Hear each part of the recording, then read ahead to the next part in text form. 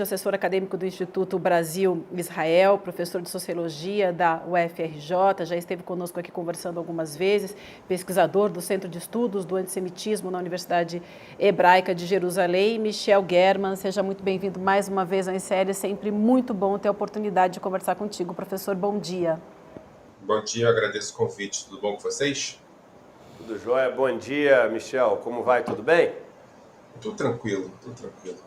Sua participação no último programa foi importantíssima. A gente teve assim aquele vídeo teve centenas de milhares de visualizações. E como a gente falou no último programa, né? E foi importante, porque eu lembro de ter ele feito uma pergunta que era o seguinte: vem cá, não deveria ter uma força-tarefa para desarticular, desorganizar? Porque o medo que eu tenho é que ao longo desses últimos anos essas células tenham se organizado e que hoje, enquanto a gente está fazendo essa conversa, eles estejam combinando coisas, eles estejam pensando em estratégias. E aí você falou aquele dado que chocou a todos nós, que existem centenas de células nazistas ou neonazistas hoje e que são sabidas, assim, a gente sabe que existem. Pouco tempo depois, a gente tem uma cena que é tudo de ruim, é difícil achar palavra, ainda mais eu sou pai, eu vendo aquelas crianças correndo, desesperadas para se esconder, e aí a gente aí depois vê que o menino tinha um símbolo nazista, aí depois vê, essa é a última informação, que o pai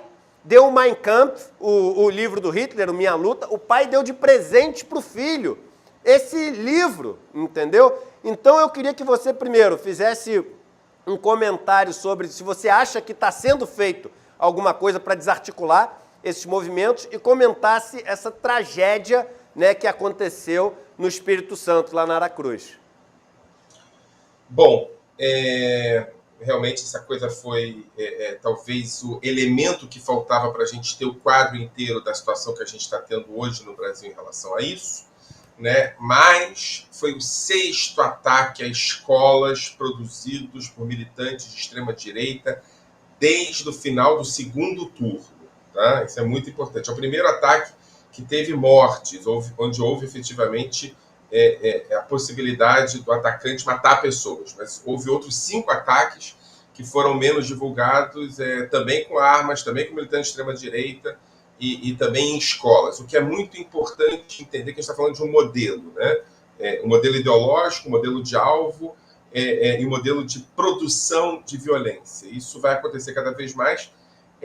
A resposta objetiva, Eduardo, é não. A gente está num momento perigoso, que é um momento de transição entre um governo que tinha um projeto efetivamente de radicalização, de extremismo, de produção, né? Na outra vez que eu estive aqui eu falei sobre o subterrâneo e a superfície, então um projeto onde o subterrâneo era todo vinculado a uma dimensão de produção ideológica de extremismo de direita. Depois eu quero falar um pouco sobre a diferença entre neonazismo e extremismo de direita bolsonarista.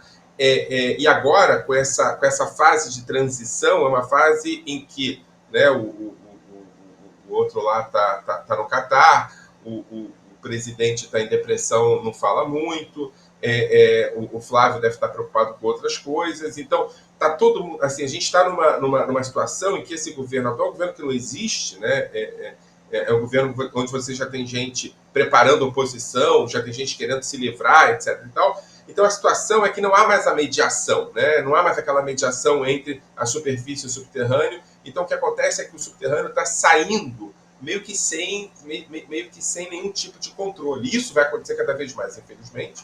Essas dimensões de violência, não só as dimensões de violência que estão acontecendo nas estradas, o pai que ia operar o olho do filho e foi barrado por causa disso, essas loucuras vão acontecer cada vez mais e a gente não tem mediação nenhuma. E eu acho que o futuro governo, que ainda não tomou posse, ainda tem poucas condições efetivas de controlar e de reprimir os grupos de extrema-direita, até porque não tem na mão a estrutura de repressão para isso. Então está num momento delicado.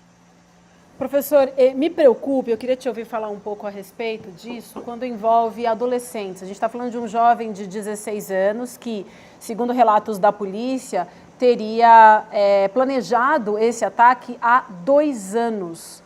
e pesquisado em vídeos no YouTube, então também são conteúdos que estão aí disponibilizados sem nenhum tipo de censura para que qualquer adolescente possa acessar. Tem também a questão de quem era essa pessoa que ajudou ele no carro, porque ele saiu de carro, né, para ir até a outra escola, então houve um planejamento e a gente está falando de um jovem de 16 anos, então como é que um jovem dessa idade tem simpatia por um regime de morte e de extermínio, e qual é o papel da família também numa situação como essa? Vivian, quem conhece um pouco do que aconteceu no Brasil desde 2016 até 2022, né? Quem conhece, por exemplo, o que acontece nas escolas, né, nas escolas particulares, principalmente, pode entender que esses jovens, esses adolescentes estão tendo acesso a produções de extremismo que são feitas por essas pessoas que ganharam as eleições de 2018. Então, eu vou te dar um exemplo, tá? Tinha um movimento chamado Escola Sem Partido, que meio que desapareceu por motivos muito interessantes, posso falar sobre eles depois, mas que produziu a ideia de que o professor em sala de aula não tinha autoridade alguma para fazer uma educação reflexiva, né? Qual era a disputa que estava sendo feita ali? O professor não podia falar sobre a Revolução Francesa na sala de aula, que era considerado comunista, mas havia a possibilidade concreta dos alunos distribuírem, e de outros pais dentro de sala de aula, distribuírem materiais anticomunistas, materiais que denunciavam uma suposta conspiração de sexualização dos alunos, materiais que denunciavam uma suposta dimensão de conspiração dos professores. Então, o que acontece, e eu estou falando de 6 anos, é muito tempo, o que acontece é que há uma possibilidade de preparação ideológica justamente desses alunos, que são alunos adolescentes e jovens, de consumo de material de extremismo, enquanto quem está sendo reprimido é um professor de História e de Sociologia em sala de aula, né? E esse governo Bolsonaro, ele foi eleito nessa onda de produção de extremismo que era articulada nas redes sociais. Eu passei 1 ano e meio assistindo todas as aulas de uma figura que a gente pouco fala sobre ela agora, mas que é uma figura que vai deixar muitas pegadas na história do Brasil, que é uma figura chamada de Olavo de Carvalho. Tá? Não há coisa mais extremista, mais radical, mais neofascista, mais antissemita, mais racista do que as aulas de Olavo de Carvalho. Né? Esse cara produziu para milhões de pessoas, dentre eles muitos jovens e adolescentes, material que vai ser utilizado posteriormente para produzir ataques contra aqueles que, na perspectiva do Olavo de Carvalho, estão trazendo a tragédia para o mundo. Então, o que esses jovens estão fazendo, na cabeça deles, é evitar a tragédia. Né? Eles são do bem e nós todos, o resto, quem não são eles, não conheceu a verdade. Então, o que está acontecendo agora é efetivamente produto do que foi preparado, do que foi gestado durante 6 anos, na melhor das hipóteses. O que a gente está vendo é produto disso tudo, Vivi. A gente não tem que se assustar. Né? E eu acho que setores importantes da esquerda, né, não lidar. Eu tive agora na Feira Literária de Paraty, na Flip, né? E foi a primeira vez que setores importantes da esquerda assumiram de maneira direta e sem muito problema a ideia de que está lidando com o governo neonazista no Brasil, pelo menos com o presidente neonazista. Durante anos, havia ali uma disputa eleitoral, uma perspectiva ideológica, etc. E tal. Isso também produziu a possibilidade de que esses jovens fossem educados numa perspectiva de ódio. O que a gente está vendo agora é resultado disso tudo. Você falou uma coisa, professor, que você falou, porque eles se acham... você falou exatamente assim, eles acham que a gente não sabe a verdade. Foi isso que você falou. E realmente, essa palavra é muito utilizada. Vamos lembrar que o Bolsonaro se elegeu falando, né, aquele versículo que está lá no Evangelho de São João, conhecereis a verdade e a verdade os libertará. Eu converso, né, com algumas pessoas ainda que são minhas amigas de infância ou pessoas da família, etc., e elas repetem muito essa história. Não, eu sou a favor da verdade. São bolsonaristas ferrenhos, extremistas, né? E extremistas mesmo, e que sempre que vem, eles acham que eu sou uma pessoa que virei do mal, né? Ou que ando com pessoas do mal, E o que eles repetem muito para mim, assim, dando diretas e indiretas, é essa palavra, verdade. Não, eu sou a favor da verdade, né? O que eu acho mais importante é a verdade. O que a gente tem que defender é a verdade. Eu queria te perguntar um pouco, o que tem por trás dessa estratégia? Isso é só coincidência ou não? Esse lance de usar essa suposta verdade como fundamento de toda essa luta é algo que é estratégico. Eduardo, me permita um pouco voltar ao trecho da Bíblia que eles citam o tempo todo como referência, não é? Que está em João. O contexto daquele texto não é exatamente o que eles estão falando, você percebe? Não sei se você já leu as partes, né, 23 a 26, mas entre 18 e 30, né, os trechos que são importantes, é sobre a mulher adúltera que foi levada do templo para o Monte das Oliveiras, e aí Jesus relativiza, né, porque aquela mulher adúltera está sendo acusada, mas o marido dela não está sendo acusado, né?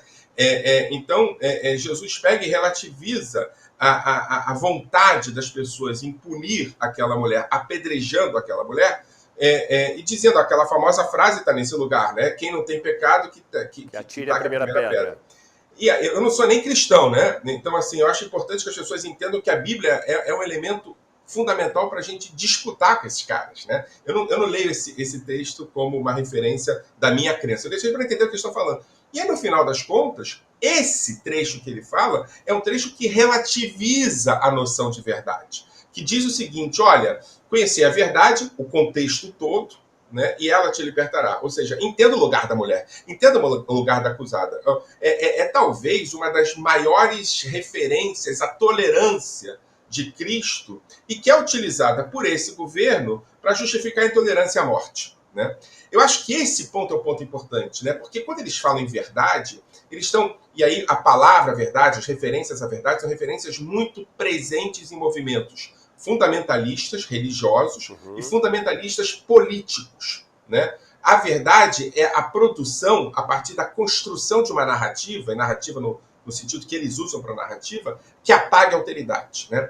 A verdade que eles usam é a possibilidade de destruir, desconstruir, de exterminar o outro. A verdade que eles usam é a possibilidade de que só a minha verdade vale a pena. A verdade do outro deve ser destruída, suprimida, deve ser acabada. Ou seja, quando eles falam sobre verdade, eles estão falando sobre a imposição da minha crença, e pode ser política ou religiosa, em relação ao outro. Ou seja, eu acho que se a gente, daqui a 20 anos, né, for discutir o bolsonarismo como um movimento que passou, graças a Deus, né, pela história, eu acho que um dos elementos fundamentais que os historiadores do futuro vão ter que pesquisar é o uso da palavra verdade. A palavra verdade é um uso ressignificado por eles, né? Realmente há aqui uma crença, é preciso entender isso, de que os que discordam dele semeiam a mentira e o ódio. E para combater os que semeiam a mentira e o ódio, eles usam a mentira e o ódio. Só que como um lado dessa história efetivamente não é correto, ou seja, os antibolsonaristas não semeiam a mentira e o ódio, o que você tem é só um lado semeando a mentira e o ódio. E semeando a mentira e o ódio sem nenhum tipo de limite, podendo inclusive usar armas para matar aqueles que querem o mal. A gente está falando de um movimento fundamentalista político com elementos religiosos muito radicais. Pois é, e como o Edu vem falando, a gente vem comentando aqui no programa já há bastante tempo, principalmente depois do segundo turno das eleições, a preocupação de que esses movimentos se tornem letais, né? E essa coisa já começou a acontecer. E aí a pergunta que a gente sempre faz e vai te fazer de novo, professor, o que a gente pode efetivamente, o que pode efetivamente ser feito para frear isso? Eu acho que a gente tem que entender que o Brasil virou um laboratório de movimentos de extrema-direita. O projeto era que esse laboratório se estabelecesse de fato e continuasse nos próximos anos. O projeto era para 20, 30 anos. Não é? Eu falei que havia uma necessidade de entender a diferenciação que o bolsonarismo tentava produzir entre neonazismo e movimentos de extrema-direita, né? Porque ele ressignificou a ideia de extrema-direita, retirando objetivamente os símbolos que podiam vinculá-lo direto com o nazismo. Então você tinha palavras e frases e elementos simbólicos que você conseguia fazer o caminho para o neonazismo. Mas, objetivamente, você não via a suástica. Objetivamente, você via o Bolsonaro na Hebraica do Rio de Janeiro fazendo discurso. Então, ele sequestrava a dimensão ideológica e sequestrava as vítimas para o seu lado, mas não produzia de maneira direta e concreta a possibilidade de você dizer, olha, esse cara é nazista. Né? O que a gente está vendo agora é que isso virou uma epidemia. Né? E quando eu falo epidemia no sentido estrito da palavra mesmo. Isso está acontecendo dentro do Brasil, ou seja, você já tem reprodução dentro do Brasil desses grupos de maneira quase descontrolada. Né? E alguns desses grupos não se veem como grupos neonazistas. Né? Os caras que estão fechando as estradas não se veem como grupos neonazistas. Né? Esse cara que atacou a escola no Espírito Santo, ele já usa os símbolos neonazistas. Então, acho que um dos equívocos que a gente não pode incorrer é achar que somente aqueles que se identificam como neonazistas têm que ser combatidos. A gente tem que ter um elemento de combate mais amplo que tenha como alvo a extrema-direita, que tenha como alvo a perspectiva de extinção da alteridade, a ideia de denúncia de conspiração, a noção de que todo mundo de esquerda é do mal. Esses grupos, eles estão crescendo de maneira descontrolada no Brasil. E eles vão produzir, sim, mortes. Né? Isso já é dado. Né? O que a gente tem que fazer é evitar que isso produza uma tragédia. Para isso, de novo, tem 3 elementos. O primeiro elemento é o elemento do combate e da repressão. O segundo elemento é o elemento de diálogo com essas pessoas. Eduardo falou sobre isso um pouco antes de eu entrar. Né? Não tratar todos como neonazistas e tentar entender aqueles que estão lá por uma questão de terem sido ganhos de maneira concreta por um discurso antipetista. E o terceiro elemento é o elemento de reeducação política. A extrema-direita tem que sair do cardápio político de opções do Brasil. E hoje ela é o único cardápio concreto de opções à direita. Isso é uma tragédia. Né? Tem que se produzir uma possibilidade de entender que é preciso uma direita liberal no país. Essa direita liberal, Eduardo falou sobre isso um pouco antes de eu entrar também, essa direita liberal, ela esticou o tapete para o bolsonarismo, para a extrema-direita. Ela achou que poderia controlar o bolsonarismo à extrema-direita. Não conseguiu. Mas é preciso um acordo nacional de dimensões ideológicas dizendo, olha, essa extrema-direita tem que desaparecer. E para que isso aconteça, é preciso punição. É preciso punição. É preciso que essas pessoas entendam que apoiar Bolsonaro até os últimos dias, até os últimos momentos, até o que aconteceu na semana passada, é arriscado para elas. Né? Então, essa pessoa que está agora no resort, curtindo uma piscina enquanto os caras estão pegando chuva, tem que ter medo. Né? O cara que não está preso e perdeu o passaporte tem que ter medo. Enquanto essas pessoas não tiverem medo, a gente vai ter um problema de combater a extrema-direita no Brasil. A extrema-direita só funciona bem com medo. Eu concordo 100%. E é engraçado, eu fico vendo os comentários aqui, né? Sempre tem... Como o bolsonarismo perdeu um pouco a liderança, né? Eles estão meio perdidos com o Bolsonaro sumido, voltou, né, uma turma em todos os canais mais progressistas com ataques grandes. E você vê que assim, é uma coisa tão rasa, tão mal informada, tão tosca, que dá um pouco essa esperança de que dá para tu acordar o cara em algum momento. Porque, por exemplo, tinha um comentário agora que era o seguinte, não, mas o nazismo, vai ver se a bandeira não era vermelha do nazismo. Então, assim, são coisas assim, né? A bandeira da Suíça é vermelha, da Dinamarca é vermelha, nos Estados Unidos tem vermelho na bandeira, mas as pessoas se pegam em coisas que são... E o Olavo de Carvalho fazia isso muito bem. O Olavo... Fez isso durante 13 anos, sem ser atacado por gente que tiver atacado. E falei outro dia aqui que ele era bom sendo ruim. Porque o Alan dos Santos é ruim sendo ruim. Então, um cara que daqui a 3 anos ninguém mais sabe quem é Alan dos Santos. O Olavo de Carvalho era bom sendo ruim.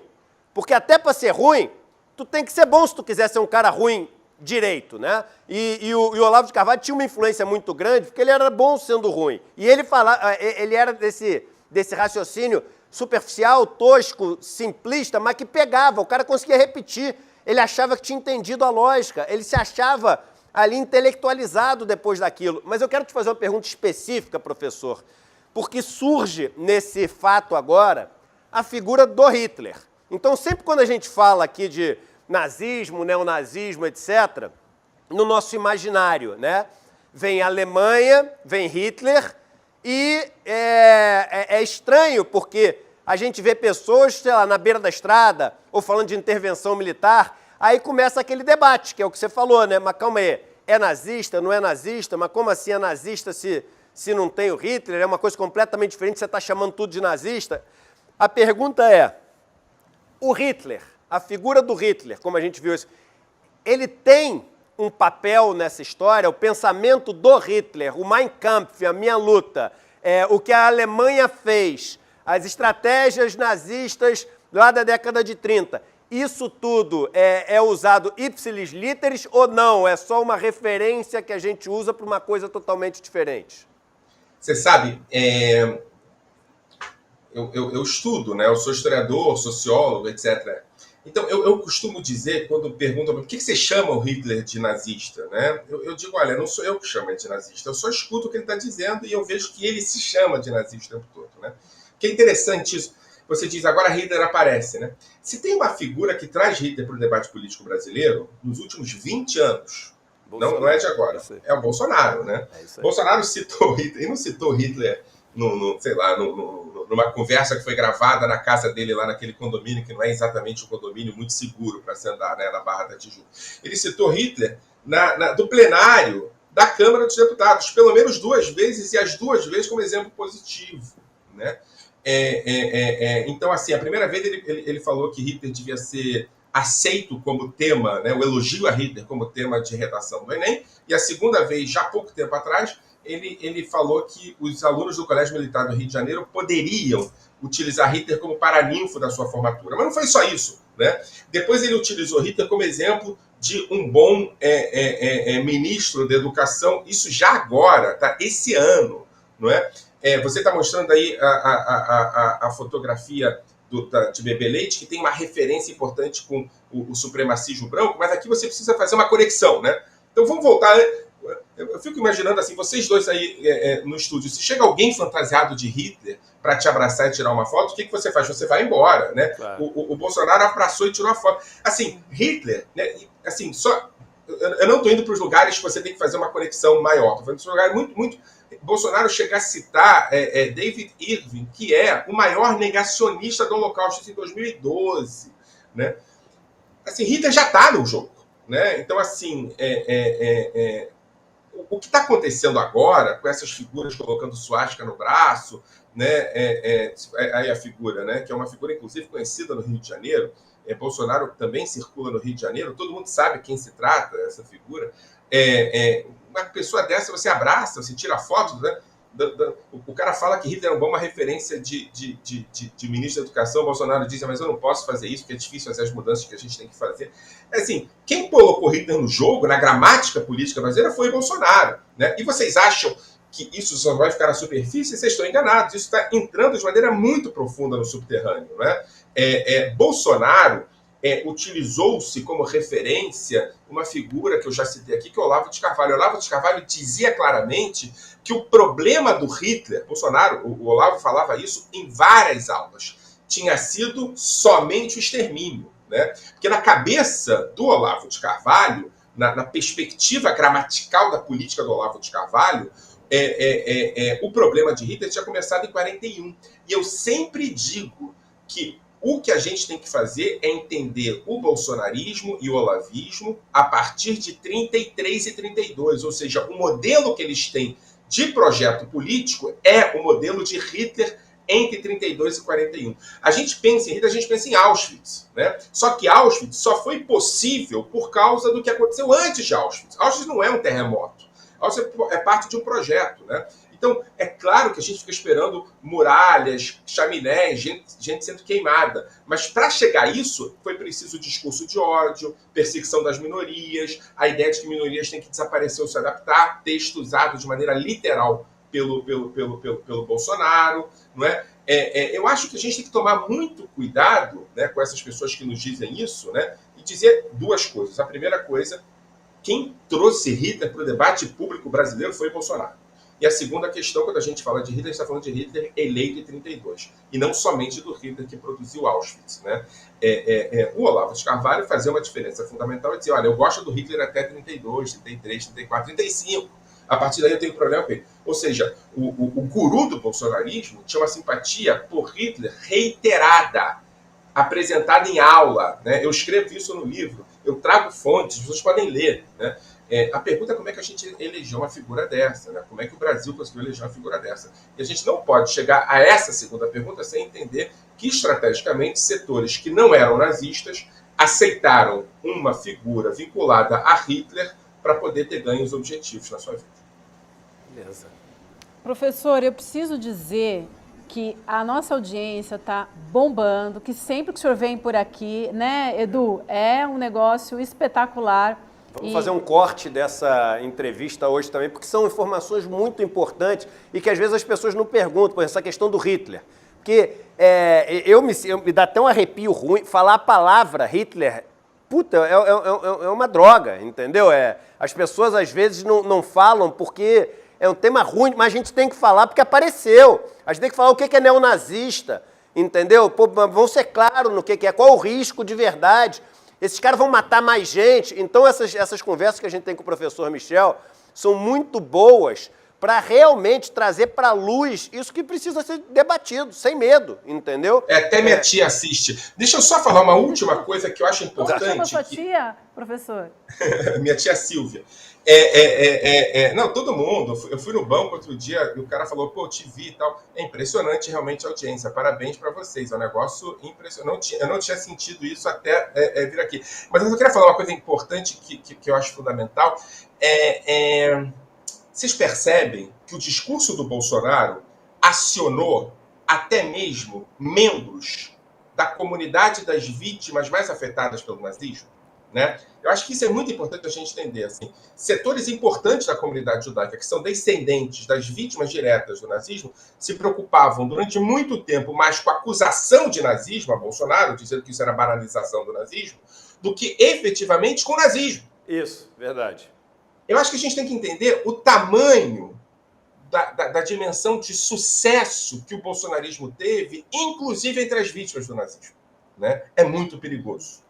Inclusive, os que tiveram os avós e avós mortas pelo nazismo não conseguiram reconhecer aquela figura ao lado de Bolsonaro como um sósia de Hitler. Foi muito bem sucedido o que Bolsonaro fez. Professor, a gente já faz o convite para um retorno, precisa voltar e conversar com a gente, como o Edu falou, a gente vai fazer o corte dessa entrevista e a gente já deixa aqui o convite para uma nova oportunidade, é sempre muito bom. Teve um pedido que a galera fez para você dar um curso, nem que seja um mini curso no ICL sobre essas questões, porque a gente tem hoje em dia 60 mil alunos, 1/3 é bolsista no ICL, poxa, é muito importante a gente levar, porque esse é o intuito do ICL, né? Libertar através do conhecimento. Então já fica aqui um convite para você pensar, botar na cabeça. Não sabia disso, muito, muito interessante. Vamos conversar sobre isso. Beleza. Muito bom, professor. Obrigada, então. Tenha um ótimo dia e um abraço para a tia Silvia. Valeu. Valeu. E para falar para minha mãe Renata também, senão vai ficar com ciúme. Para a dona Renata também, um abraço. Maravilha, obrigada.